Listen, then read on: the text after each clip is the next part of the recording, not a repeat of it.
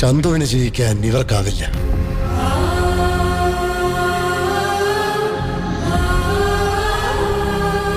നിനക്കും എന്നെ അറിയില്ല, ആർക്കും അറിയില്ല. അറിയാൻ ഞാൻ അവസരം തന്നി. ആരെങ്കിലും ഒരാൾ എന്നെ അറിയണം.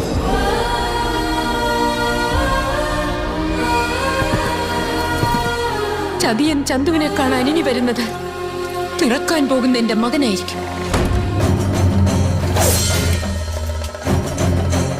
ചന്തു ചതിക്കുമെന്ന് അന്നേ ഞാൻ പറഞ്ഞതായിരുന്നു.